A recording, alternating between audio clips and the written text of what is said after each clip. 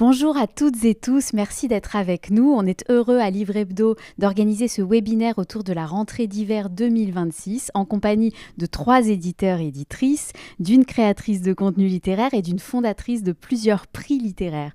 Michèle Kahn, vous êtes présidente du prix des romancières, fondatrice du prix Joseph Kessel et du prix François Billedou. Vous êtes aussi écrivaine, merci d'être là. Emma Sodin, vous êtes directrice littéraire à l'Observatoire depuis avril 2025, après 10 ans chez Flammarion. C'est votre première rentrée littéraire avec des textes que vous avez apportés. Donc c'est un moment important pour vous. Merci d'être là. Absolument. Bonjour à tous. Caroline Ast, vous êtes directrice des éditions Belfond. Vous m'avez dit vous-même que vous aviez le CV le plus court de l'édition parce que vous êtes chez Belfond depuis 20 ans, je crois. 22 même. 22. Merci d'être avec nous. Merci. Et Yann Nicole, vous êtes éditeur du domaine français chez Actes Sud. Bonjour à vous. Bonjour Lorraine, bonjour à tous. Lucie Bidet, vous êtes créatrice de contenu littéraire très influente sur les réseaux sociaux, fondatrice de la page Lecture au hasard qui réunit, attention j'ai les chiffres, 84 000 abonnés sur Instagram et 40 000 sur TikTok. C'est ça ? Oui, c'est ça. Merci d'être avec nous. Merci à vous. Je me présente, je m'appelle Lorraine Malka, je suis journaliste littéraire indépendante et je fais régulièrement des enquêtes pour Livre Hebdo et des vidéos aussi sur la chaîne YouTube de Livre Hebdo. Je vous invite à les regarder. On va passer 1 heure ensemble. Vous pouvez poser vos questions. Je surveille avec mon téléphone qui est ici et j'essaierai d'en transmettre un maximum. On va parler de la rentrée de janvier 2026 et on a choisi avec l'équipe de Livre Hebdo une thématique pour ce webinaire qui est un peu un mantra ou un vœu d'avenir pour les professionnels de l'édition et en fait pour de nombreuses professions en ce moment. Less is more, ou moins c'est mieux en français. Pour info, petit point culture G, l'expression a été popularisée par un architecte allemand dans les années 30 et elle pose la question évidemment de nos moyens d'action face à la surabondance, la surproduction. Est-ce qu'on peut réduire la voilure en privilégiant la qualité sur la quantité ? On sait que ce serait raisonnable, mais est-ce que c'est faisable, surtout à la veille d'une rentrée littéraire ? C'est une question qui se pose, je crois, pour les éditeurs, éditrices, mais aussi pour les libraires, évidemment, pour les journalistes, pour les présidentes de jury de prix littéraires et puis pour les créatrices de contenu, créateurs de contenu. On va commencer avec vous, Michèle Kahn. Qu'est-ce que ça vous évoque, Less is more, en tant que présidente de jury, mais aussi en tant que lectrice professionnelle, en tant qu'écrivaine aussi peut-être ? Oui, alors là, je suis très embarrassée parce que ça provoque 2 réponses exactement opposées. C'est-à-dire que, en tant que lectrice, alors je vais être très incisive, il y a beaucoup de livres inutiles, inintéressants, qui sont publiés notamment parce que l'auteur est fils d'eux ou fille d'eux ou épouse d'eux, ou parce qu'il ou elle occupe un poste stratégique. Et parfois, ils n'ont pas écrit eux-mêmes le livre signé de leur nom. Alors pour moi, tout ça, c'est out. Mais on commence par les sujets qui fâchent. Oui. Je n'ai pas l'habitude de mâcher mes mots. Mais d'un autre côté, en tant que romancière, je me dis, mais s'ils restreignent leur production, ils vont peut-être plus vouloir de mes romans. Et ils préféreront des jeunes qui font le buzz. D'accord, donc effectivement un aspect plus inquiétant, quoi, aussi par rapport à ce less is more. Oui. C'est une perspective, c'est des questions intéressantes. Emma Sodin est directrice à l'Observatoire. Qu'est-ce que ça vous évoque, less is more ? Déjà, ça me parle. Je pense qu'effectivement, ça fait partie des choses qu'on évoque beaucoup et on ne peut pas s'empêcher, en tout cas on ne peut pas ne pas y penser lors de notre... à chaque fois qu'on commence à faire une programmation pour une rentrée littéraire et même pour les mois qui suivent également. Après, là, donc, à l'Observatoire, on a 4 textes en rentrée littéraire. Alors, c'est un peu particulier dans le sens où, moi, là, donc, ce que tu disais, Lorraine, je suis arrivée il y a quelques mois à l'Observatoire. Donc là, à la fois, j'hérite de textes qui étaient déjà programmés et j'apporte également des textes, des auteurs et autrices qui me suivent. Voilà, donc là, c'est un mélange. Après, je le dis à voix haute, donc c'est vraiment pour le graver. Mais l'idée, c'est quand même effectivement d'être vraiment sur... en tout cas, je pense que notre entrée idéale à l'Observatoire, ce serait vraiment 3 textes, avec, grosso modo, avec un auteur très connu, une autrice très connue, avec ensuite... un auteur ou une autrice relativement installée, à pousser, à faire grandir. Et puis pour moi, pas de rentrée littéraire sans un premier roman, pour le coup, parce que j'adore ça. Et puis que je trouve que faire découvrir des voix, c'est quand même hyper excitant dans nos métiers. Donc voilà, en tout cas, j'espère qu'on va tendre vers ça. En tout cas, c'est vraiment le but. Et je crois que si on faisait chacun effectivement des efforts pour réduire un peu, ça ferait déjà un peu moins de livres. Et voilà. Et l'inquiétude exprimée par Michel Kahn de voir que le less is more risque aussi, donc que le moins c'est mieux risque aussi de favoriser des jeunes auteuristes qui font le buzz, entre guillemets. Est-ce que c'est quelque chose qui est justifié, une inquiétude justifiée ? Alors, moi, en tout cas, qui font le buzz, non, je sais pas. En tout cas, moi, j'ai envie de faire émerger, évidemment, mais simplement des bons textes. Donc après, que l'auteur soit jeune, soit moins jeune, plus vieux, bref, ça m'est assez égal, en vérité. Et oui, pour le coup, non, vraiment, j'ai envie de publier des bons textes, et effectivement, de s'efforcer, de se poser en tout cas la question, de savoir à chaque fois pourquoi on publie un texte, et de pouvoir accoler toutes nos réponses, en tout cas, qui sont forcément subjectives, parce que c'est quand même, toujours très subjectif, mais on se met quand même assez d'accord sur un texte de qualité, ça pour le coup, je crois. Donc le less is more favoriserait la qualité, le choix de textes qui ont du sens, plus que de jeunes auteurs, autrices. Oui, en tout cas, c'est comme ça que je l'envisage. Et pour le coup, ici, effectivement, produire moins pour défendre mieux, pour avoir plus de temps, voilà. Il me semble que tout mis ensemble, ça peut donner du bon. Et partout. Caroline Haast, après 22 ans chez Bellefond, est-ce que ce mantra du less is more, vous l'avez vu arriver et se déployer dans vos préoccupations d'éditrice ? Non seulement je l'ai vu, mais c'est même assez spectaculaire parce que dans mes premières années, donc des temps immémoriaux, on publiait plus de 100 livres par an. Et on est maintenant à 35. Donc vraiment, il y a eu une... Alors, je vais moduler parce que la maison a un peu changé aussi dans son ADN. Et donc, il y a une partie de la production qui était publiée avant, qui n'avait plus vraiment vocation à être publiée chez Bellefond. Mais c'est pour dire que oui, c'est quelque chose qui est ancré chez nous, avec, je pense, peut-être qu'on pourrait aller aussi encore un peu plus loin avec une 30aine de livres par an. Après, je vous rejoins sur l'espèce de quadrature du cercle de c'est quelque chose vers quoi on tend tous. Et en même temps, comment exister si vous réduisez à ce point-là ? On sait qu'il y a des temporalités qui sont importantes, donc ne pas présenter de livres aux rentrées littéraires d'automne ou d'hiver, c'est compliqué, c'est manquer d'attention, que ce soit auprès des libraires ou des journalistes.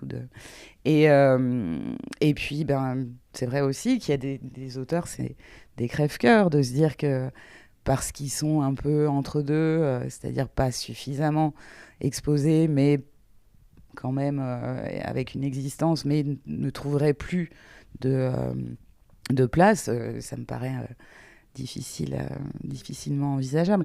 Maintenant, le less is more, ça peut être aussi auprès des auteurs, je pense, de faire passer des messages pour dire que c'est pas la peine, c'est pas forcément un livre par an, c'est pas forcément de vouloir combler une espèce de besoin d'attention, qui est rendu nécessaire par la manière de promouvoir les livres actuellement. Mais prendre un peu de temps, peut-être que c'est aussi less is more quelque part, et que ça peut rendre service à tout le monde. Merci Caroline. Yann, Nicole, de votre côté chez Actes Sud, comment Comment se présente cette problématique du less is more? Oui, je pense qu'il y a effectivement ce double mouvement. Il y a d'un côté effectivement un constat, et ce qu'on entend beaucoup de la part notamment des prescripteurs, des libraires, des journalistes, pourquoi pas des bibliothécaires, des influenceurs, etc., qui ont effectivement ce regard porté sur une forme de surproduction, d'autant plus qu'on est dans un moment quand même avec une tension économique forte, avec des modifications du lectorat, avec des vraies questions qui se posent sur la manière dont ces livres sont reçus. Donc il y a évidemment cette prise de conscience. Moi, j'ai pas les chiffres comme c'est le cas pour Caroline, mais je pense que la maison publie moins qu'elle n'a publié. Donc ça, c'est effectivement une prise de conscience qui nous impose une réflexion qui est permanente dans la maison sur le nombre de titres et sur la manière dont on les publie et dont on les accompagne. Parce qu'il y a évidemment aussi cette question-là de pouvoir accompagner chacun des livres avec le plus de force possible. Après, l'autre mouvement, ça reste finalement lié presque à notre ADN ou à notre vocation, qui est de publier des livres, de publier des textes qu'on a envie d'éditer, qu'on a envie de proposer au public. Et je pense que l'important, quelque part, quel que soit le nombre, c'est de continuer à publier des textes qui nous semblent nécessaires, de ne pas être dans une forme d'industrialisation de la production éditoriale et de rester, même en fonction du nombre, dans un travail de couture, dans un travail de précision et avec l'envie de publier des textes qui nous semblent importants et urgents. Donc c'est vrai que je pense ce double mouvement qu'on évoque là, tout le monde le ressent un peu, mais il y a évidemment des choses qui se sont produites dans les dernières années et une réflexion qui va être à l'œuvre dans les années à venir pour essayer d'être au point d'équilibre le plus juste, à la fois vis-à-vis des lecteurs et, comme je le disais, des différents prescripteurs et notamment des libraires dont on sait qu'ils ont parfois mal au bras à force de porter des cartons. Lucie Bidet, alors on parle d'industrialisation de la production littéraire, mais ça marche aussi pour la mise en lumière des textes, et notamment à travers cette temporalité des rentrées littéraires où il faut mettre en avant des textes à ce moment-là et où on est justement contraint. Est-ce que vous sentez, vous, se développer chez vous, dans vos préoccupations, aussi un less is more qui commence à gagner votre façon de travailler ? Oui, c'est important pour le milieu de l'édition, mais c'est aussi important pour la création de contenu, notamment parce qu'on a besoin de laisser du temps au texte aussi pour qu'ils trouvent leur lecteur. On a besoin aussi de leur laisser de l'espace médiatique. Moi, au quotidien, c'est devenu essentiel de publier moins mais mieux, de prendre davantage de temps, de proposer des contenus aussi qui peuvent être différents d'un point de vue format, mais surtout de toujours essayer de garder en tête la qualité, parce qu'on peut publier du contenu tous les jours si on veut, mais voilà, c'est parfois compliqué d'avoir de la qualité. Donc moi, de plus en plus, je préfère prendre plus de temps, publier certes moins, mais publier un peu mieux et un peu plus juste, et surtout laisser du temps, parce que les textes ont besoin de vivre aussi. Merci pour ce premier tour de table. Alors donc des choix resserrés, une recherche peut-être de concision et d'impact dans les textes, de qualité, de sens dans les textes que vous choisissez de publier, de mettre en lumière ou de récompenser. Alors je repère par exemple dans vos rentrées qu'il y a peu de premiers romans. C'est quand même un des éléments qu'on relève là dans vos rentrées. On va en parler. Je ne sais pas si c'est un choix. Mais Michèle Kahn, on revient à vous. Vous présidez donc le jury des romancières, qui est composé d'un jury de romancières, justement, qui récompense des livres écrits par des femmes, mais aussi par des hommes. Oui, il faut le préciser. À préciser. Des livres parus entre le 15 août et le 28 février. Donc on est pile au milieu.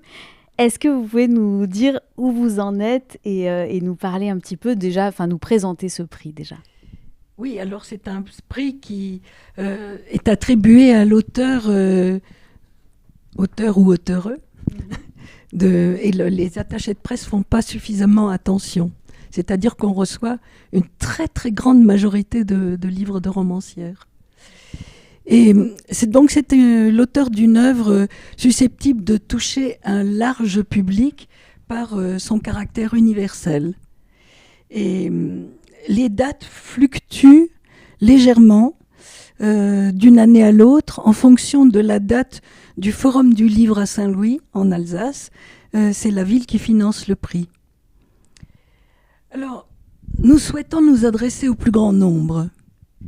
Et d'où le choix d'un thème universel qui concerne la majorité des lecteurs, des lectrices. Nous recherchons un livre qui fait du bien, qui raconte une belle histoire, qui provoque l'admiration, qui fait s'interroger, découvrir des lieux, des époques, des personnages, des faits artistiques, avec une belle écriture évidemment. Et nous apprécions une langue claire et correcte, et puis aussi, c'est le fait de l'éditeur, une mise en page agréable, une bonne lisibilité, la qualité du papier, une couverture élégante, une épaisseur confortable. Et nous recherchons le bon sens, l'harmonie, l'humanité, la célébration du partage et du vivre ensemble. Alors, vous pouvez parler peut-être des derniers lauréats-lauréates Oui, alors le dernier lauréat était donc le prix 2025, Hervé Commère, pour Dernier cri aux éditions Fleuve, paru en janvier 2025. Et c'est une grande nouveauté. Hervé Commère a écrit un livre policier. Et donc pour nous, c'était très intéressant, mais dans ce livre, on retrouvait toutes les qualités que j'ai citées. L'année précédente, c'était Camille de Peretti qui a reçu le prix pour un livre qui s'appelle Fille en colère. C'est bien ça ? Non, pardon. L'inconnu du portrait, évidemment. Oui. L'inconnu du portrait, qui est un livre justement pour lequel elle a reçu une envolée de prix littéraires et de belles d'acclamations critiques et du public. Enfin, vraiment, le livre a été très, très repéré. Il a d'ailleurs été vendu. Excusez-moi, nous étions les premières. Voilà, c'est ce que j'allais dire. Vous étiez les premières à signaler la qualité de ce livre qui, ensuite, s'est vendu à 91 000 exemplaires. Donc, plus que ça, je crois. C'est les derniers chiffres, en tout cas, que j'ai relevés. C'est donc un prix qui repère vraiment des livres. Oui, et ce livre représente exactement ce que nous cherchons. Le prix des romancières sera proclamé à Paris le 25 mars, dans les locaux de Livre Hebdo. Et le ou la lauréat sera récompensé lors de l'inauguration, vous le disiez, du Forum du Livre de Saint-Louis, le 10 avril, c'est ça ? Exactement. Et donc, la personne intégrera ensuite le jury du prix des romancières. Pour un an. Pour un an. Oui. Vous êtes aussi fondatrice et membre du jury de 2 autres prix. Est-ce que vous pouvez nous en parler ? Oui, alors je suis fondatrice du prix Joseph Kessel et du prix François Billedou, qui sont tous les deux parrainés par la SCAM, qui est la Société civile des auteurs multimédia. Et le prix Joseph Kessel récompense l'auteur ou l'autrice d'une œuvre littéraire écrite dans l'esprit de Joseph Kessel. Voyages, biographies, récits, romans ou essais, est publié entre le 1er février 2025 et le 31 janvier 2026. Donc ça inclut la rentrée de janvier. Et ce prix qui porte le nom de Joseph Kessel doit ressembler à ce qu'il cherchait dans la vie. C'est-à-dire ce qu'il cherchait dans l'aventure, à l'homme qu'il était. Et son grand trait de caractère, c'était son amour pour l'humanité. Et il faut donc que le livre soit marqué par l'aventure, mais que l'auteur s'abstienne de se mettre en vedette et cherche réellement à comprendre les gens qu'il rencontre. C'est ça la véritable aventure. Alors, le dernier prix 2025 a été donné à Mathias Sénard pour Mélancolie des confins, Nord, puisque je crois qu'il y aura 4 tomes, et chez Actes Sud, en octobre 2024. C'est un très beau lauréat. Et le prix François Billedou, en quelques mots ? Oui, alors François Billedou a été l'inventeur du mot multimédia, qui est inclus dans le logo SCAM. Et c'est la raison pour laquelle l'intitulé est assez précis. Il faut que ce soit l'auteur d'un texte consacré à la télévision, la radio, la photographie, le film documentaire ou la littérature. Évidemment, toujours dans une belle écriture. Et publié entre le 1er février 2025 et le 31 janvier 2026. Alors je me suis aperçue que les 4 derniers livres primés par le prix des romancières étaient de la rentrée, mais ce n'est pas aussi systématique pour les deux, le prix Joseph Kessel et le prix François Billedou, parce que les intitulés sont plus exigeants. Alors justement, juste pour revenir en quelques mots sur le prix des romancières, tout à l'heure j'ai cité Filles en colère en me trompant, c'est un livre qui a été récompensé aussi en 2023, qui est un livre de Véronique Ovaldé, qui a reçu le prix des romancières. Est-ce que vous avez commencé, vous êtes encore sous le sceau du secret pour vos lectures justement de la rentrée de janvier 2026, mais est-ce que vous pouvez nous dire quelques mots un peu en avant-première sur ce que vous avez commencé à lire, ou en tout cas ce que vous sentez dans vos lectures pour le moment? Oui, alors nous avons eu une réunion en visioconférence. On nous avait proposé, les éditeurs nous avaient proposé 20 livres. Et sur ces 20 livres, nous avons retenu 7 ou 8, je ne sais plus. Mais nous en recevons d'autres parce que sur ces 20 livres, il n'y avait que 5 qui étaient de la rentrée de janvier. On ne saura rien. Merci Michèle Kahn. On passe aux 3 éditeurs éditrices présents sur le plateau. Vous allez nous présenter vos titres de la rentrée, mais on a fait un petit jeu. J'ai essayé de rebattre un peu les cartes pour que ce soit plus drôle et plus varié en les réunissant par famille thématique. Ça nous paraissait plus intéressant et plus vivant, et parfois en journalisme plus is more. donc voilà, je demande un peu d'indulgence si les thématiques tombent légèrement à côté, parce que je n'ai pas encore pu lire ces livres, mais je tente.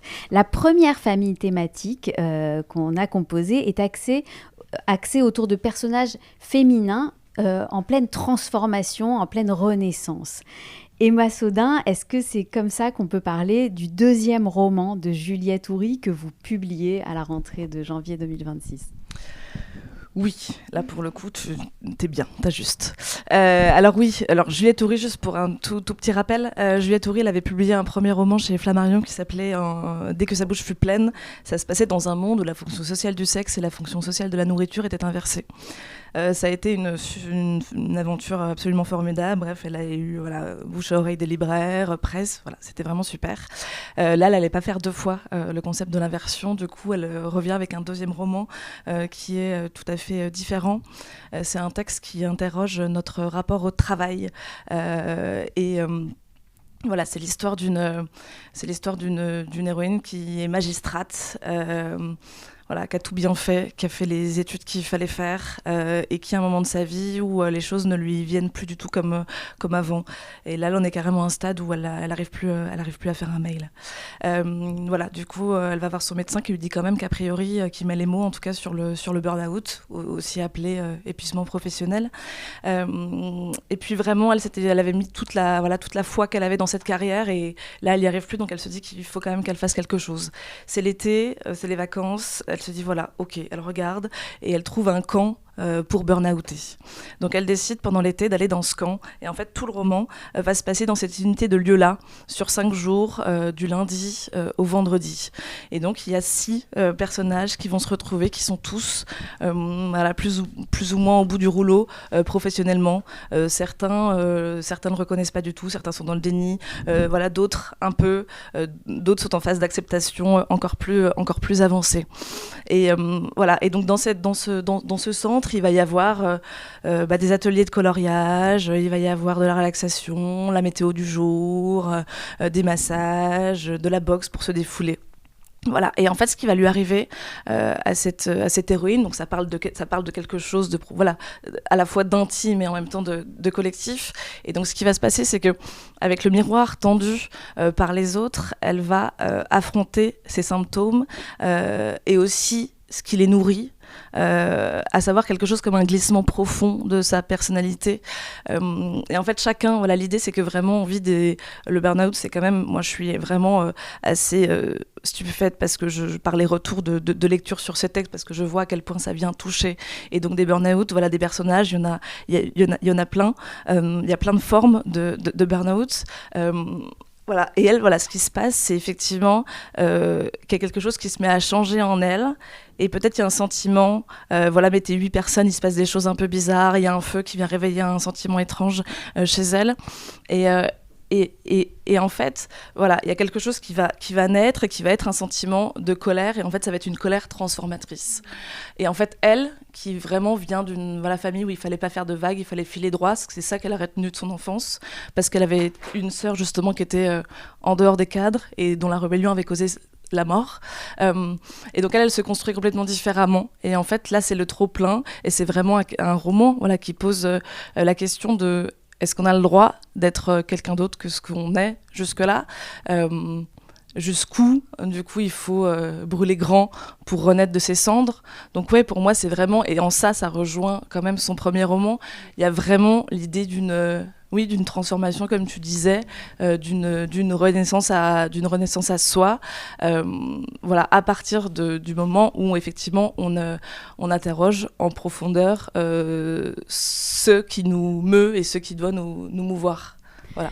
Alors, Brûler grand, donc c'est le titre de ce livre de Juliette Houry qui sort à l'Observatoire en janvier. Elle avait déjà, donc vous aviez édité son précédent roman dont vous avez parlé, Dès que sa bouche fut pleine. Alors, il y avait déjà au cœur de ce premier roman une colère transformatrice. Donc, on peut espérer retrouver aussi une écriture peut-être très sensible, très sensorielle, qui était celle de Juliette Houry dans son premier roman, qui vous a donc suivi pour ce deuxième livre. Absolument. Il y a plein de fulgurances, on retrouve plein de choses. Et il y a aussi un personnage que j'adore, un personnage de cantinière énervé, vraiment qui rappelle, pour le coup, voilà, tout le côté nourriture de Dès que sa bouche fut pleine. Donc oui, il y a quand même des petits ponts. Alors, un personnage féminin qui traverse une transformation, Yann Nicole, est-ce qu'on peut aussi parler de deux romans que vous publiez chez Actes Sud, Repentir de Cécile Ladjali et Femme tout au bord de Clarisse Gorokoff chez Actes Sud. Est-ce que vous pouvez nous parler de ces deux livres ? Oui, on peut dire que ces deux livres rentrent aussi dans cette catégorie, même si ce sont des livres qui vont fouiller comme ça beaucoup de motifs différents. En effet, le livre de Cécile Ladjali, qui est une autrice phare de la maison, qui a déjà publié une douzaine de livres à peu près chez nous, qui est par ailleurs essayiste, qui est enseignante aussi, qui enseigne la littérature, les humanités, l'histoire de l'art et la dramaturgie, qui sont des domaines qu'elle va explorer d'ailleurs par le biais romanesque dans ce livre-là. Elle met en scène un certain nombre de personnages féminins, et notamment le personnage de Charlotte, qui est un personnage très fort, qui est une comédienne qui est connue et reconnue, qui a l'habitude d'incarner des rôles, des personnages où il est question de tragédie intime comme ça, mais elle les vit en général sur le plateau, et là il s'avère qu'elle va le vivre finalement dans la vraie vie, puisque son fils Gabriel, à qui elle voue une sorte d'admiration sans borne, une sorte d'amour maternel comme ça inconditionnel, et qui l'aveugle, du coup elle va se rendre compte que cet homme-là est en fait un sale type, voire un monstre, puisqu'il va commettre l'irréparable sur sa compagne, il va être coupable d'un féminicide. Donc il y a toute cette réflexion autour du rapport à l'enfant, au déni, à la culpabilité, à la honte, à la manière dont on se voile la face par rapport à l'identité des gens qu'on aime, et en particulier évidemment de la chair de sa chair. Donc ça, c'est un des premiers gros enjeux du livre autour de ce personnage de Charlotte. Il y a un autre personnage très important qui est le personnage d'Oriane, qui est la mère de la victime, et qui donc là va être confrontée, elle finalement, alors on a l'habitude de dire que c'est la chose la pire qui puisse nous arriver au monde, la mort d'un enfant. Donc là, Cécile Ladjali, elle va travailler sur cet enjeu qui est évidemment un enjeu très délicat, avec les armes de la littérature, avec beaucoup de délicatesse et de justesse, me semble-t-il, sur le deuil impossible, sur la perte et sur la manière dont on peut ou non se remettre d'un événement comme celui-ci. Et puis il y a un troisième personnage qui est très beau et qui est très important, dont je ne vais pas dire grand-chose parce que ce sera au lecteur aussi de le découvrir. C'est une femme qu'on découvre, dont on devine qu'elle est emprisonnée, qu'elle est dans une cellule, et qui écrit comme ça des poèmes sur les murs de sa prison, dont on va comprendre que ces poèmes sont une sorte de prise en charge en fait du récit des autres personnages. Donc petit à petit, ce personnage va s'installer, je ne vais pas trop en dire parce que le lecteur le découvrira, mais en tout cas c'est un personnage qui permet aussi à Cécile Ladjali, me semble-t-il, d'évoquer des choses qui l'intéressent depuis longtemps. C'est la manière dont le langage, le verbe, la littérature, les arts en général permettent de s'approprier des soubresauts comme ça très intimes, des espèces d'endroits de l'âme qui sont à ce point-là dans l'excès. Il est question du théâtre, comme je le disais, par rapport à cette comédienne, donc le lien entre le mal qui est vécu sur scène, qui est incarné, qui est fictionnalisé d'une certaine manière, et puis le moment où on le vit soi-même dans sa propre vie. Et puis, il est question d'autres arts, et c'est ça qui m'intéresse beaucoup. Il y a aussi cette peinture, l'Annonciation, qui est au cœur du livre et qui ramène finalement à une forme de roman théologique sur le bien, le mal, la morale. Donc, vous voyez énormément d'enjeux à travers des personnages, à travers un roman qui est purement un roman romanesque. Elle dit, Cécile, que c'est un roman à la fois psychologique et théologique. On pourrait dire que c'est un roman psychologique, théologique, mais écrit comme un thriller. Donc, il y a effectivement quelque chose de très puissant autour de ces personnages et de tous les enjeux qui sont explorés ici. Et notamment, donc, vous parliez de son rapport à la langue. Le travail de Cécile Ladjali sur la langue est très reconnu. Elle a reçu notamment le prix Femina pour la défense de la langue française en 2007 avec son essai « Mauvaise langue » qui était paru au Seuil. Et elle est membre du jury du prix des romancières de Michel Kahn. Ça s'appelle donc Repentir. Ça s'appelle Repentir de Cécile Ladjali. Ça sort chez Actes Sud en janvier.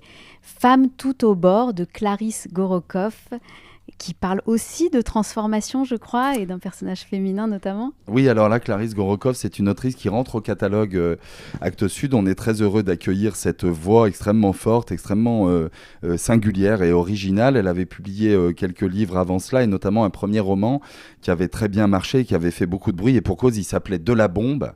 C'est une autrice qui a le sens des titres. Elle avait fait un livre aussi qui s'appelait Défaire l'amour, que j'aime beaucoup. Et là, donc, le texte s'intitule Femme tout au bord. Alors, au bord de quoi? C'est ce qu'on va découvrir au fil du livre. Il y a en effet des personnages féminins très puissants, et notamment deux personnages féminins qui sont Anouk et Faye. Anouk est une jeune femme qui, au début du livre, est quittée par son compagnon qui s'appelle Paul, et elle va décider, dans un geste un peu inconscient comme ça, de s'adresser à la mère de ce personnage, de Paul, donc qui est Faye, en lui envoyant une lettre, comme une sorte de bouteille à la mer, sans savoir exactement ce qu'elle recherche, mais en tout cas en s'adressant à cette femme-là, et ça va être le début en fait d'une correspondance entre Faye et Anouk, une correspondance, une forme de rencontre amicale en fait par l'intermédiaire du verbe, des mots et des lettres, dans laquelle l'une et l'autre vont exprimer finalement leur intimité, leur rapport au monde, leurs angoisses et leur place, j'ai envie de dire, de femmes dans la société actuelle. L'une, Anouk, va beaucoup parler de sa rupture amoureuse, de son chagrin d'amour, et puis l'autre, Faye, va parler de ce qu'elle vit au moment où elle écrit, c'est-à-dire la maladie. Faye est très malade, elle est condamnée, donc c'est un livre qui va aussi aborder cette dimension-là, le rapport au vieillissement, le rapport à la maladie, le rapport à la dégradation du corps, et à la fin de vie. Le livre se situe au Nouveau-Mexique, donc il y a des lois et un rapport à la fin de vie qui est différent de ce qu'on peut vivre en France. Donc c'est vraiment un livre qui parle de ces enjeux-là, très très fort. Et puis ensuite, le livre rebondit, et puis j'en dirai pas beaucoup plus, mais Anouk va décider, une fois que Faye a disparu, de se rendre dans sa maison, dans le lieu où elle habite, à l'invitation de Jack, qui est le veuf. Et donc là, elle va se fondre dans la maison de Faye, elle va découvrir tout un tas d'objets, de lieux où elle vit, d'archives, de photos, de lettres, qui vont l'éclairer en fait sur l'histoire et sur la personnalité de cette femme, qui vont l'éclairer aussi sur la personnalité de Paul, son compagnon, et puis qui, bien sûr, vous parliez de transformation, vont l'éclairer sur sa propre personnalité, sur son propre rapport au monde, puisqu'il y a l'idée comme ça aussi d'un miroir inversé entre ces deux personnages féminins. C'est un roman américain. Clarisse, elle a vécu aux États-Unis, elle connaît très bien ces lieux-là. Il y a le Nouveau-Mexique, il y a les paysages, il y a les lumières, il y a une ambiance extrêmement singulière dans ce livre qui concourt aussi au mystère. C'est un livre très, très intriguant. On tourne les pages très très fort parce que, bon, je ne les révèle pas là, mais il y a beaucoup de mystères qui se mettent en jeu. Donc voilà, c'est un livre vraiment très fort qui est basé sur un soubassement autobiographique pour Clarisse Gorokoff, mais qui est évidemment totalement fictionnalisé, qui est remis, disons, en route dans un roman, dans cette fiction qui s'appelle donc Femme tout au bord. J'aime bien ce titre parce que ça laisse effectivement ouvert beaucoup de perspectives dans ce roman-là. Elle avait aussi publié, vous avez cité plusieurs de ses livres, elle avait publié Les Fillettes en 2019 aux Équateurs. On s'attend à retrouver aussi une exploration justement des liens familiaux qui est assez présent chez cette autrice. Donc Femmes tout au bord de Clarisse Gorokoff qui arrive chez Actes Sud en janvier 2026. Merci pour ces présentations. On passe à la deuxième famille thématique, des romans qui interrogent le réel et ces violences, les violences du réel aux quatre coins du monde. Donc on va voyager ensemble. Caroline Haast, les livres que vous présentez sont dans cette thématique, mais comme on fait un voyage, on va commencer un peu au plus proche, en Normandie, avec un livre que vous publiez, Emma Sodin, c'est le nouveau roman de Gaspard Koenig, qu'on attend avec impatience. À quoi ? Oui, absolument. Alors, Gaspard Koenig, donc, il avait publié Humus en 2023, qui avait reçu le prix Interallié, qui chantait la gloire du ver de terre et qui avait conquis énormément de lecteurs et de lectrices. Là, avec À quoi, Gaspard Koenig poursuit son exploration romanesque des éléments. Donc après la terre, c'est l'eau. Et qui s'inscrit, vraiment, ce livre-là s'inscrit dans le même terroir que Humus, c'est-à-dire effectivement dans ce petit village normand. Donc À quoi, c'est un peu Manon des Sources, autant des Comcom, les communautés de communes d'aujourd'hui. Et donc c'est l'histoire de Maria, qui est une jeune mère un peu idéaliste, qui a fait une thèse sur les communs et qui décide de reprendre en main la gestion de l'eau de son village. À un moment où justement cette ressource devient relativement rare. Et Gaspard Koenig nous dira que le fait qu'elle devienne rare, c'est pas dans 15 ans, mais c'est vraiment maintenant, tout de suite. Il y a des endroits où l'eau commence à manquer. Et en parallèle de ce personnage-là, il y a un autre personnage d'homme qui est très très fort, c'est Martin.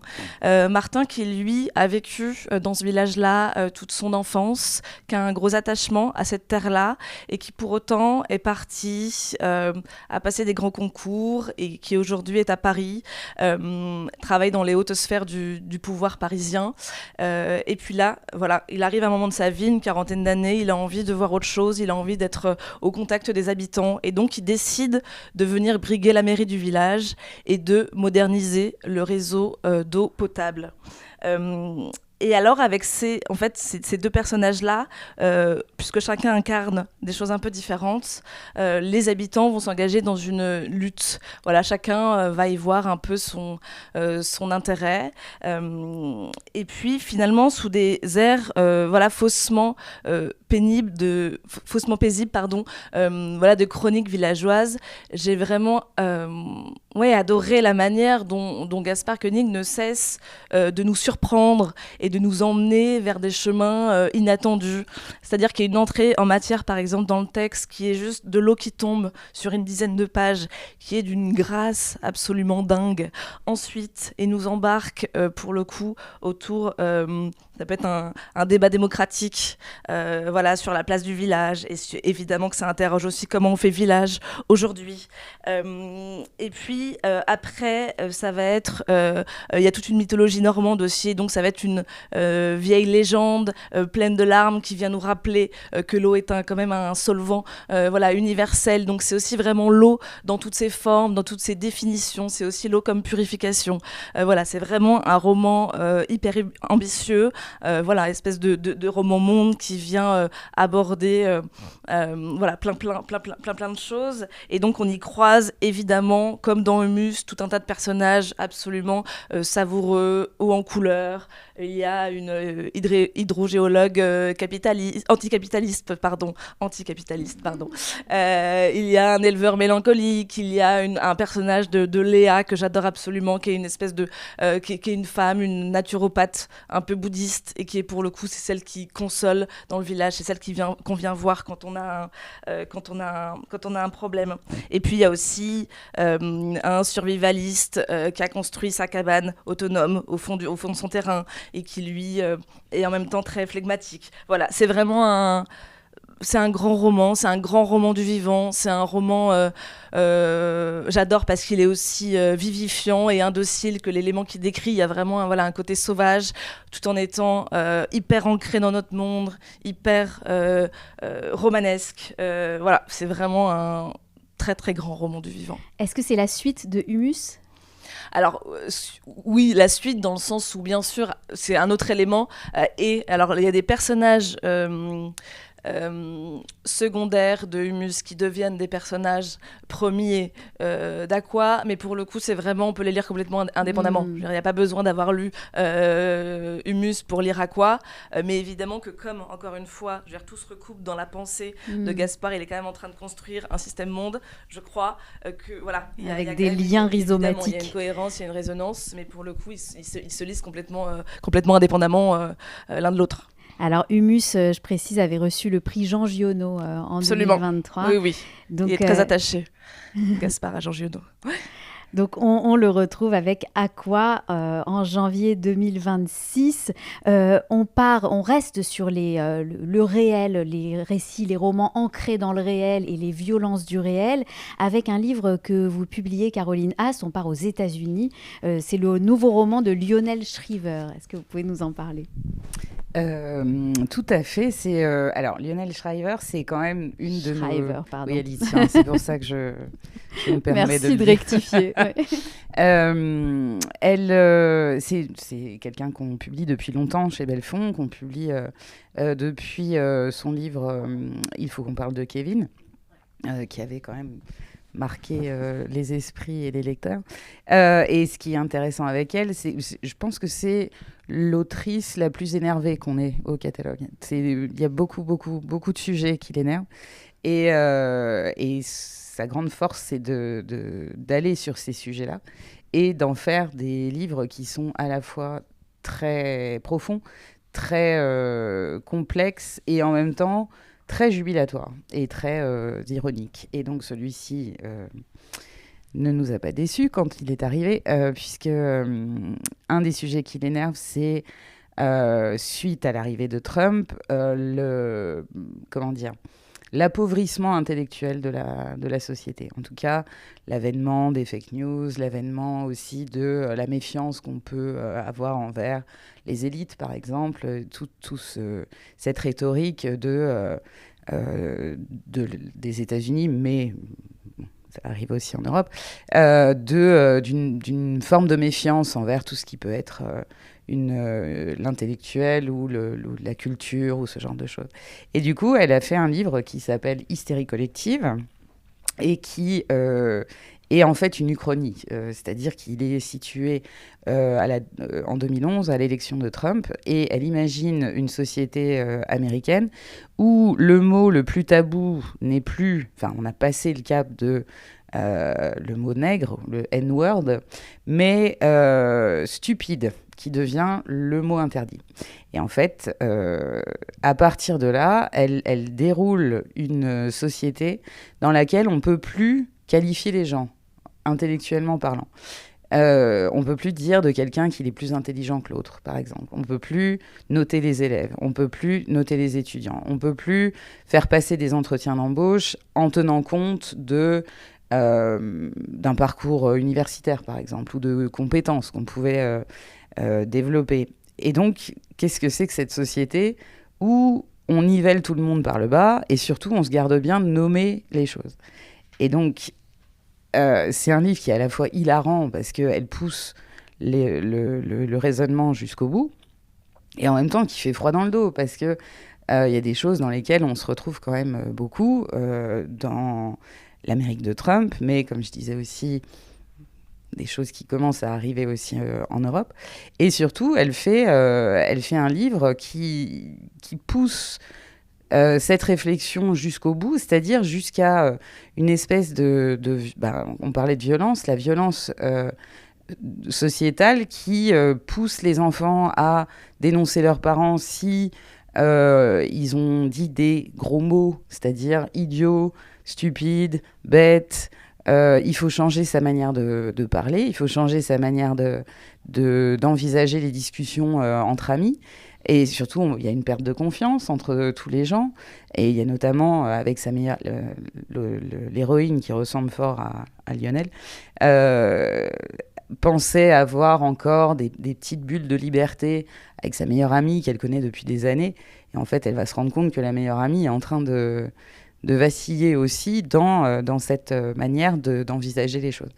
Et en fait, c'est un livre je vous dis, qui est quand même très drôle, donc qui a ce côté très jubilatoire qu'elle peut nous offrir, et en même temps qui est saisissant, comme souvent avec elle. C'est-à-dire, c'est des sujets sur lesquels on n'a pas forcément envie d'aller, et elle y va joyeusement, mais avec beaucoup d'esprit de provocation aussi.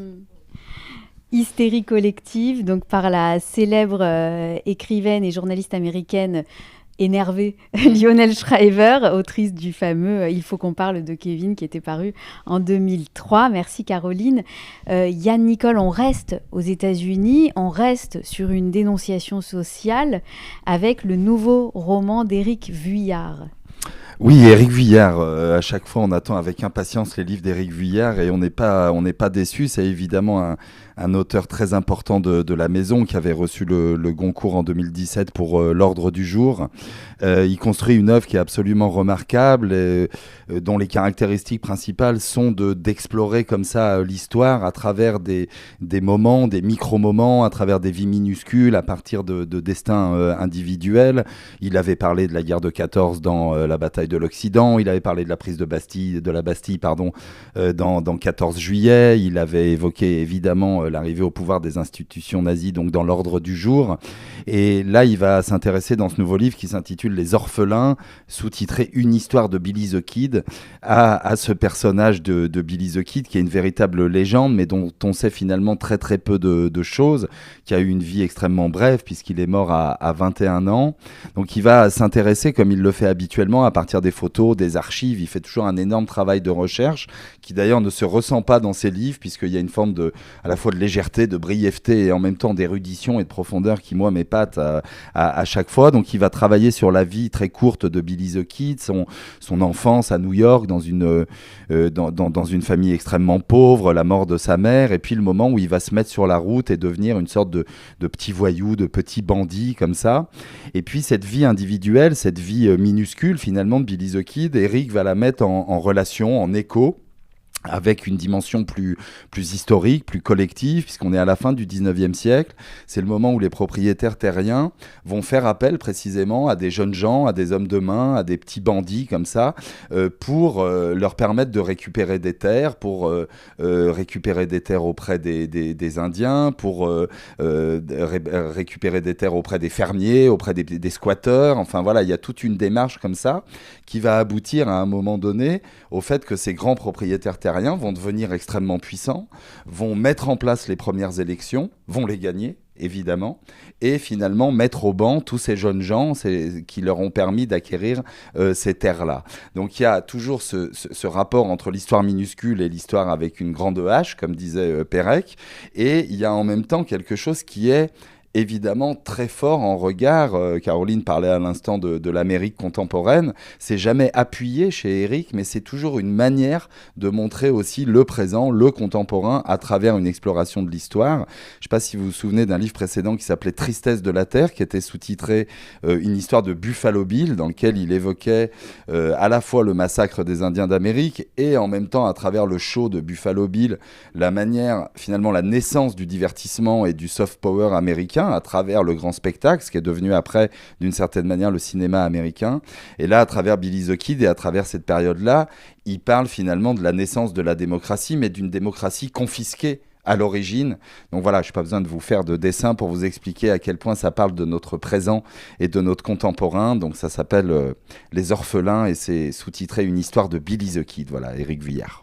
Et on retrouvera donc la grande hache à travers la petite histoire avec des échos aux contemporains. Et c'est aussi ce qui peut définir un autre roman que vous publiez à la rentrée chez Actes Sud. Donc toujours un récit ancré dans le réel, mais dans des lieux en prise avec des tensions sociales très fortes, voire avec la guerre.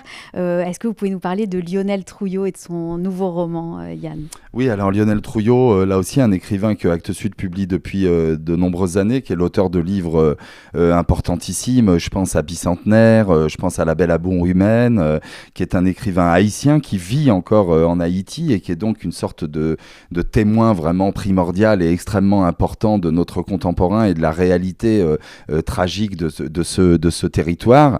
L'histoire d'Haïti, il la traverse toujours par le biais de la fiction, par le biais de la langue, par le biais des personnages. Et là, il met en scène un personnage qui est un jeune homme qui est envoyé par son oncle, qui est un ministre important, dans un petit village côtier, soi-disant pour faire l'inventaire d'une grande bibliothèque. En réalité, il est envoyé là-bas pour échapper à la violence et au climat insurrectionnel qui est à Port-au-Prince. Donc on va suivre ce jeune homme qui va découvrir cette grande bibliothèque et qui va adresser une lettre à son oncle pour lui faire part de ses trouvailles, de ses lectures et de la manière dont il lit l'ensemble de ses livres. Il se trouve que dans cette bibliothèque, il n'y a que des livres de gens célèbres et d'hommes célèbres, de grands hommes, comme le dit l'expression figée. Alors c'est Churchill, c'est Casanova, c'est Jules César. Donc il va petit à petit travailler autour de cela. Et puis il y a un moment où en fait sa mission est complètement percutée par l'arrivée dans sa tête de voix, d'histoires, de destins, qui sont des destins des anonymes. Le texte s'appelle Bréviaire des anonymes. Donc c'est des histoires comme ça qui vont arriver à son esprit, mais qui sont des histoires des humbles, des laissés pour compte, des minorités, et donc tout un tas de personnages qui vont petit à petit rentrer dans sa tête et petit à petit rentrer dans le récit qu'il fait à son oncle. Donc il y a presque plastiquement, littérairement, les grands hommes qui petit à petit s'effacent pour laisser place finalement au destin des anonymes. Il y a notamment une jeune femme, une jeune bossue dont le destin tragique est vraiment absolument bouleversant. Donc il y a vraiment chez Lionel quelque chose qui est de l'ordre du roman, quelque chose qui est de l'ordre de l'incarnation, et en même temps cette idée très profonde que pour lui la littérature est le lieu où on donne voix. Alors je ne pense pas qu'il se prenne pour un porte-parole parce qu'il ne veut pas parler à la place des autres, mais la littérature, le roman est le lieu où effectivement le destin des humbles, des démunis, des invisibles finalement est à l'œuvre. Et là c'est presque littérairement et plastiquement qu'on voit cette manière de gagner du terrain sur l'histoire officielle.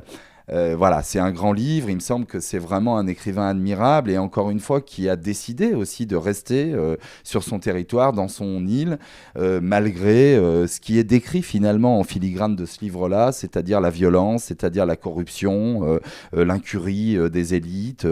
Et donc voilà, il me semble que c'est un livre extrêmement important pour comprendre la réalité haïtienne aujourd'hui que livre Lionel Trouillot. Et qui porte donc ce très beau titre, Bréviaire des anonymes, de Lionel Trouillot chez Actes Sud en janvier. Emma, on parle donc de lieux de conflit, de violence. On va partir en Ukraine avec le livre que vous nous présentez de Lara Marlowe. Oui, alors Lara Marlowe, comme il est bon de ne pas craindre la mort. Donc déjà, c'est tout un programme. Je sais, pour ceux qui sont derrière l'écran, vous devez voir apparaître une couverture. Sur cette couverture, vous voyez une femme soldate. Elle s'appelle Yulia Mikitenko. Elle a 30 ans aujourd'hui. Et donc, sur cette couverture, elle a à la fois son habit de soldate et en même temps son air de jeune femme. Et je trouve que ces deux pans-là qui coexistent sont très très beaux et veulent dire plein de choses. Donc, ce texte, c'est l'histoire d'une rencontre entre la journaliste Lara Marlowe, qui a rencontré cette Yulia Mikitenko, et qui, quand elle l'a vue, s'est dit c'est vraiment un personnage absolument exceptionnelle, je veux écrire un livre sur elle. Et donc c'est un jeu, mais c'est le jeu de Yulia, et c'est Lara Marlowe qui raconte, puisqu'elles ont conversé pendant des mois et des mois. Et donc Yulia, elle dirige aujourd'hui une unité de 25 hommes pilotes de drones sur la ligne de front en Ukraine. Donc là, on est vraiment dans la littérature du réel, c'est de la narrative non-fiction, c'est vraiment un récit littéraire. Et donc ça reprend à la fois le début de l'invasion en 2022, quand Yulia a décidé d'aller défendre son pays. Elle est comme destinée, c'est comme vraiment une mission qu'elle s'est donnée. Et puis ça reprend aussi, je veux dire, on est à la fois avec elle plongé dans cette réalité brutale qu'est ce conflit-là. Et on est en même temps sur, évidemment, sa vie à elle, comment elle s'est construite.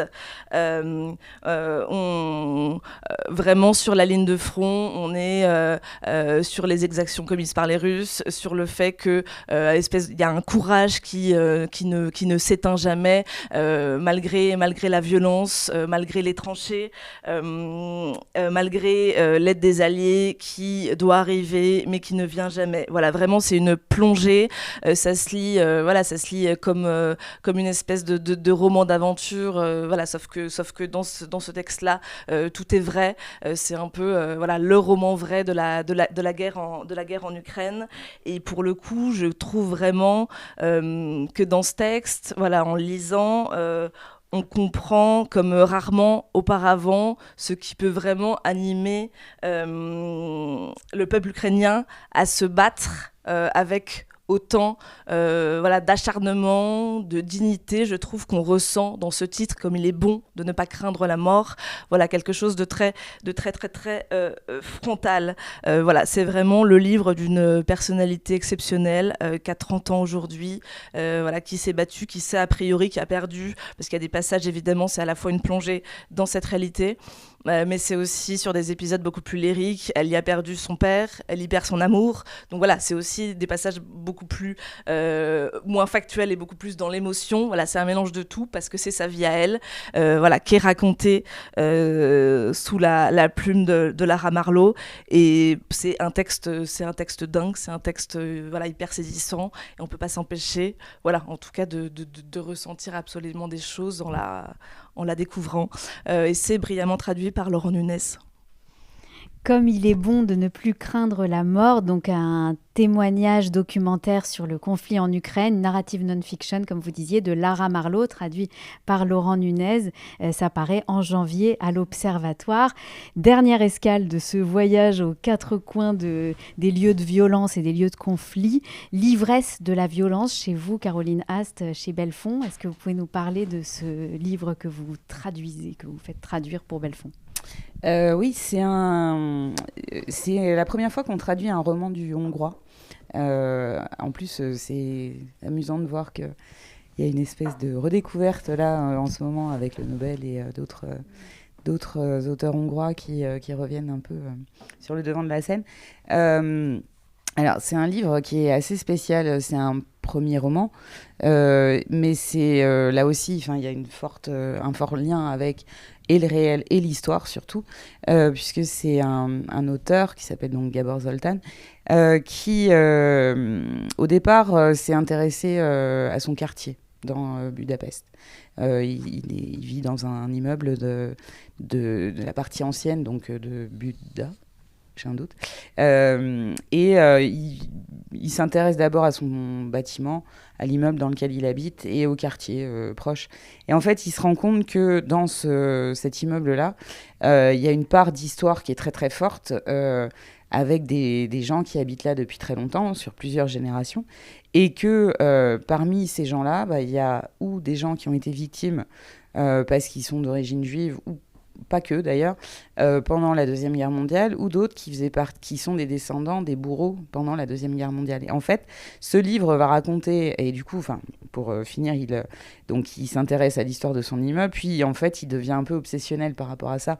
Il s'intéresse au quartier, et puis finalement, il va aller faire des recherches très, très, très approfondies pour parler d'une époque qui n'est pas très connue, en tout cas, moi j'ignorais beaucoup de choses dessus, c'est l'année 1944 à Budapest. Et c'est le moment charnière à Budapest où les nazis commencent à sentir qu'ils vont perdre la guerre, ou en tout cas que les Russes avancent très très vite. En fait, les nazis vont donner les clés de la ville à des miliciens hongrois qui s'appellent les Croix Fléchées. Et en fait, ces miliciens-là sont d'une violence telle que même les nazis les trouvent particulièrement violents. Ce qui donne une idée de l'échelle quand même. Et ce livre commence avec un homme qui est assez lambda, qui a une usine, enfin une fabrique, et surtout qui, en 1944, possède un véritable trésor qui est un camion dans lequel il y a encore de l'essence. Et en fait, les Croix Fléchées vont le réquisitionner, lui et son camion, et vont lui faire une espèce de voyage morbide qui consiste en gros à aller jeter des cadavres dans le fleuve, dans le comment ça s'appelle. J'ai perdu le nom du fleuve. Le Danube, merci beaucoup. Et ce livre, alors il n'est pas à mettre entre toutes les mains parce qu'il est très... il y a des scènes qui sont vraiment terribles. En fait, cette espèce de chemin de croix que vit cet homme-là va raconter aussi tout ce qui s'est passé envers les victimes. Donc, il y a des scènes atroces. Vraiment, on a même mis un avertissement derrière tellement... c'est particulièrement dur et en même temps il y a quelque chose de complètement fascinant dans la manière de déambuler dans cette ville, la manière aussi de suivre le Danube qui est à la fois la vie et la mort, quoi, qui sert d'espoir et en même temps de tombe pour toutes les victimes. Et puis je crois que là, si vraiment il y a un livre qui sert de devoir de mémoire, c'est bien celui-là. En discutant par exemple avec l'éditeur hongrois, il a dit que ça avait révélé des tas de choses qui étaient encore très, très cachées en Hongrie. Ce qui est aussi assez fascinant, c'est de se rendre compte que par exemple ces milices, elles existaient depuis très longtemps et qu'en fait il y a un nationalisme très très très très viscéral en Hongrie qui prend racine déjà à la fin du 19e siècle et surtout qui fait comprendre aussi pourquoi, par exemple, Orban a été le premier dirigeant d'extrême droite à avoir été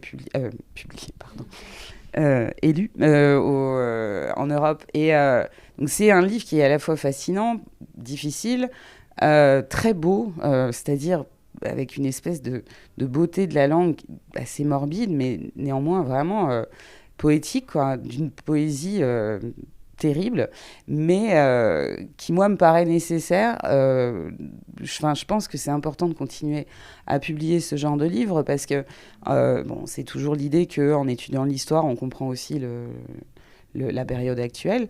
Et puis, je profite juste du micro, parce qu'on en discutait juste avant avec Yann, c'est que je trouve qu'actuellement, il y a une petite désaffection, enfin, en tout cas, c'est difficile, les livres étrangers. En librairie ou vers le public. Et moi, je trouve ça... alors, il y a plein de raisons, certainement, mais si on continue pas à avoir cette curiosité, d'aller voir ce qui se passe ailleurs, de se confronter à d'autres cultures, de se confronter à d'autres moments, à d'autres héritages, à d'autres... on perd tout, enfin, on perd aussi... et on va appauvrir aussi notre littérature. Donc vraiment, c'est un petit plaidoyer, là, pour une réhabilitation en bonne et due forme de la littérature étrangère. Un plaidoyer qui est le bienvenu pour conclure cette deuxième thématique de voyage aux confins du réel et de ses violences. Donc L'ivresse de la violence, c'est un premier roman de Gabor Zoltán qui paraît chez Belfond à la rentrée. Pardon, je voulais juste, parce que j'ai oublié de citer la traductrice de Lionel Shriver qui s'appelle Catherine Gibert, qui fait vraiment un super boulot parce qu'elle arrive à restituer l'humour et en même temps la profondeur. Et Thomas Sulmont qui fait, là aussi, c'était assez incroyable de voir comment il a traduit ce livre hongrois. Donc voilà, un petit salut aussi aux traducteurs. Merci pour cette précision. Alors la troisième grande famille thématique regroupe des romans qui portent sur des questionnements intimes mais existentiels. Est-ce que c'est ainsi que l'on peut qualifier le premier roman de Félix Moati et Massaudin qui s'appelle Voir clair à l'Observatoire ? Oui, pour le coup, c'est un livre absolument existentiel. Alors donc, oui, donc un premier roman pour cette rentrée de janvier à l'Observatoire. Pour le coup, nous, en tout cas, moi, je tiens autant que possible à ce qu'il y ait un premier roman par rentrée littéraire. Donc là, voilà, nouvelle voix, Félix Moati. Félix Moati, du coup, vous le connaissez peut-être parce que C'est un acteur qui a eu son moment, qui a été très connu au moment où il a joué dans LOL, par exemple, et puis qui, aujourd'hui, là, il joue dans une série autour Les Vivants, autour du Bataclan, qui est diffusée en ce moment même. Et donc là, premier roman, pour le coup, moi, ce qui m'a frappé, c'est que quand j'ai démarré la lecture, je me suis dit que j'avais affaire à un véritable écrivain. Et pour le coup, c'était pas l'acteur qui écrivait un livre, mais j'avais en face de moi un véritable romancier habité par les mots et donc habité par les tourments de l'existence. Donc Voir clair, c'est l'histoire de deux frères, Nathan qui est psychanalyste et Joachim qui est écrivain. Bon, là, en l'occurrence, Joachim, il est en complète panne d'écriture, il n'arrive pas à écrire une ligne. C'est deux garçons, deux frères qui s'aiment, à la fois ça pue l'amour et en même temps ils sont aussi assez rivaux dans leur manière d'être l'un avec l'autre. Voilà, ça, c'est l'histoire de ces deux frères qui sont à un moment donné de leur vie, donc surtout Joachim qui va entrer dans une période, il va devenir père. Et en fait, tout ça, ça va remuer plein de choses qui sont en lui. Les deux frères viennent d'une famille social-démocrate, juive. Et voilà, à partir de cette paternité, ça va être complètement vacillant. Il va se demander vraiment, qu'est-ce qu'on transmet, de quoi on hérite, comment on éduque. Et donc c'est le livre d'un voyage. Ça se passe entre Paris et Budapest, d'une salle d'attente d'un psychanalyste à des disputes vraiment conjugales parce que la paternité ça se démarre assez mal, des disputes assez cruelles, et en même temps ça interroge vraiment espèce de la peur de devenir adulte, et c'est très drôle, c'est écrit avec une espèce de tendresse assez féroce, et voilà, vraiment ça essaie d'attraper tout ce qu'on essaie d'attraper mais qui est quand même espèce d'obsession qu'on aurait, qui serait quand même la plus grande des obsessions, qui est essayer d'attraper. On sait que c'est absurde et en même temps ça nous habite toutes et tous. C'est essayer d'attraper espèce de sens de la vie, quoi. Voilà, comment on avance, et donc c'est un espèce de guide pour entrer dans ce moment de la vie où du coup cet homme, Joachim, il a une trentaine d'années et en fait il y a tout qui lui remonte et il sait pas comment creuser son chemin pour avancer. Et voilà, c'est en cela que je disais que c'est vraiment un roman très existentiel, parce que ça vient complètement chercher l'identité de qui on est, de ce qui nous a habité jusque-là, de ce qu'on va donner. Voilà, c'est hyper bien écrit, vraiment c'est très très drôle, et en même temps c'est un humour grinçant, et je trouve que ça a vraiment un côté assez tout ça. Toutes ces questions très profondes, elles sont racontées avec en même temps beaucoup une espèce de légèreté assez rafraîchissante. Donc des grandes questions existentielles traversées par l'intime, et questions de paternité, de vie conjugale. Je crois que ça a l'air d'être aussi présent dans le film que vient de réaliser, je crois, Félix Moati, si je me suis bien renseignée, un film qui s'appelle Deux fils. Félix Moati avait aussi joué dans Hippocrate, pour info. Et donc on le retrouve chez vous à l'Observatoire pour Voir clair, son premier roman. Intime et existentiel, est-ce qu'on peut qualifier aussi de cette façon la dynamique de l'œuf de Céline Curiol qui paraît chez vous, Yann, à Actes Sud en janvier? Oui, on peut dire ça, effectivement, même si ce livre-là, il est difficile à classer, donc bravo à vous d'avoir trouvé une thématique. En effet, il y a des enjeux intimes, existentiels, il y a des enjeux d'une grande gravité dans ce livre-là, et en même temps, il y a une facture qui est d'abord une facture purement romanesque, et puis quelque chose qui a à voir avec une forme de légèreté, une érudition comme ça un peu buissonnière, et puis vraiment une loufoquerie, quelque chose de très singulier dans le regard de Céline Curiol dans ce livre-là. C'est l'histoire d'une femme qui s'appelle Léna, qui après une rupture amoureuse va se va s'interroger sur le fait qu'elle n'a pas eu d'enfant, qu'elle est nullipare, et que donc elle va être confrontée à ce qu'elle appelle elle-même sa nature morte. C'est un personnage qui est très, je le disais, loufoque, il y a une forme d'absurdité dans ce personnage-là, et en même temps il est bien ancré dans le réel. C'est une ancienne étudiante en philosophie qui rêvait d'être écrivaine et qui est devenue peintre sur cailloux, qui est pour le coup un métier extrêmement bizarre. Elle reproduit comme ça des fresques, et un jour lors d'une mission, elle va être comme ça invitée dans un château qui s'appelle le château de K, donc il y a évidemment comme ça des échos kafkaïens dans le livre. Et elle va faire à ce moment-là 2 rencontres qui vont précipiter finalement sa réflexion sur cette nulliparité et sur le fait de n'avoir pas eu d'enfant. La première rencontre, c'est avec un roman qu'elle trouve dans la table de chevet de son hôtel où elle loge, qui est un roman de Féline Furiol. Donc vous voyez bien évidemment la mise en abîme par rapport à l'autrice Céline Curiol. Ce livre de Féline Furiol qu'elle va lire est un livre qui parle précisément du rapport à la maternité et à la non-maternité. Et puis l'autre rencontre décisive qu'elle va faire dans ce château, c'est une rencontre avec une poule, avec un volatile qui s'appelle Gilda, une poule qu'elle va voir quotidiennement dans son poulailler et qui n'a plus qu'une seule activité, qui est de couver ses œufs. Voilà, donc il y a comme ça des manières de comprendre le rapport qu'elle a. C'est pour ça que je vous disais existentiel, intime, mais aussi loufoque. Et finalement, ce regard sur la poule, ça va devenir vraiment le cœur de la réflexion de ce personnage qui va, vous savez, quand on est dans la vie comme ça et que parfois on a l'impression qu'on a découvert un mot ou que quelque chose nous apparaît, on le voit partout. Et bien ce personnage, c'est ça. La poule, elle la voit partout. Et elle va évidemment réfléchir à la question de la gestation, de la procréation, de la nulliparité, à travers le paradoxe millénaire de la poule et de l'œuf, mais aussi plus globalement de toutes les représentations de la poule dans la littérature, dans la philosophie, dans l'art contemporain. Il y a l'œuf de Brancusi, il y a Lacan, il y a John Berger, etc., etc. Donc il y a à la fois effectivement des enjeux très graves, qui sont des enjeux qui intéressent Céline Curiol en tant que femme, et puis ce roman, comme je le disais, absurde, loufoque, qui permet de finalement faire le tour de la question à partir de cette fascination pour la poule et jusqu'à une forme de transformation que je ne vous révèle pas évidemment, mais qui donne à ce livre vraiment quelque chose de très très attractif et de très singulier dans la manière de traiter ces enjeux-là.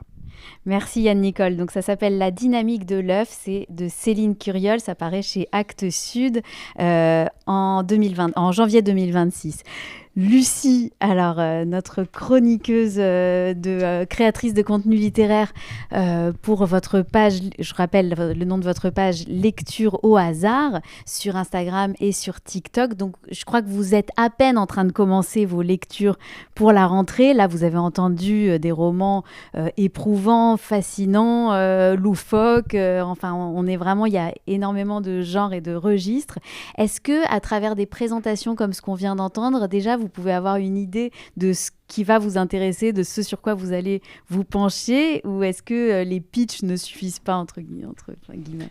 Alors si, bien sûr, on a quand même une petite idée.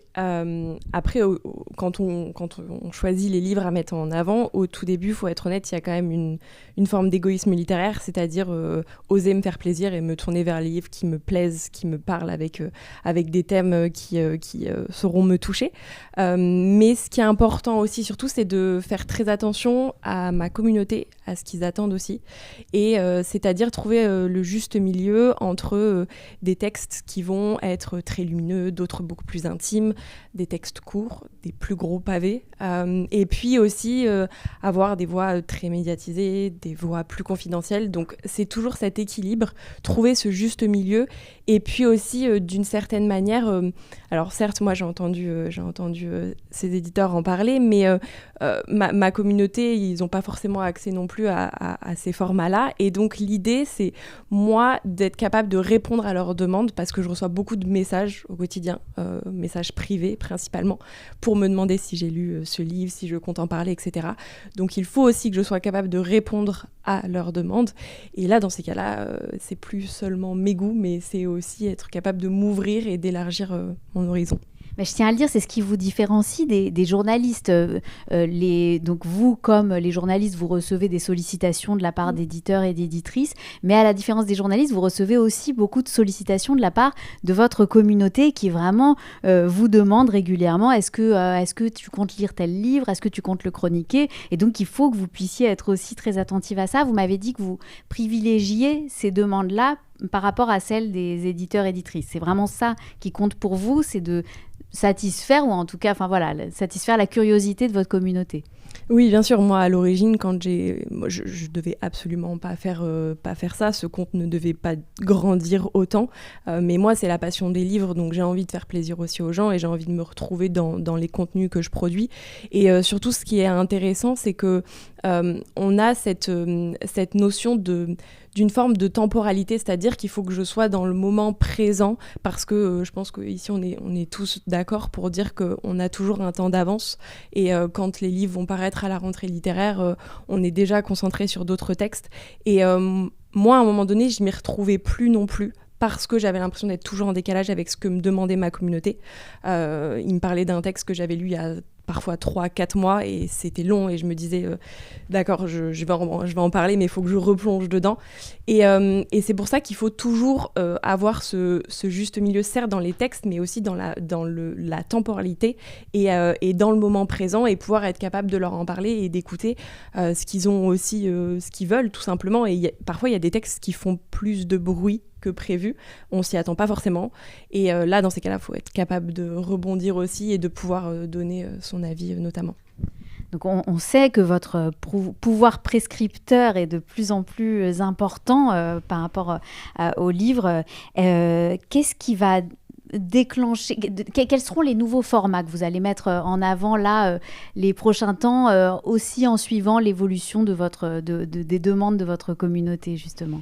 Le thème aujourd'hui de cette rencontre, c'est quand même publier moins mais publier mieux. Moi, j'ai beaucoup envie aussi de revenir à l'essentiel, c'est-à-dire que j'ai envie de me concentrer sur un livre avec juste une seule chronique, c'est-à-dire plonger dans le texte, en extraire des citations et vraiment revenir à l'essence même de la littérature et de ce qui nous anime.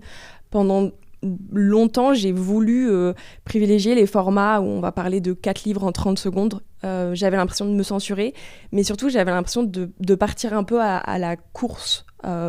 Pourquoi ? Parce qu'il y a beaucoup de livres qui paraissent et j'avais l'impression que je devais moi aussi, c'était mon travail, que de parler de tous les livres. Enfin, quand je dis tout, voilà, bien sûr, c'est impossible, mais de parler d'un maximum de textes. Et au final, je me suis rendu compte que je me noyais dedans et mon contenu aussi se noyait. Donc l'idée, c'est de publier moins, mais mieux, et de surtout revenir aux textes, aux phrases, vraiment ces mots qui peuvent nous parler, tout simplement.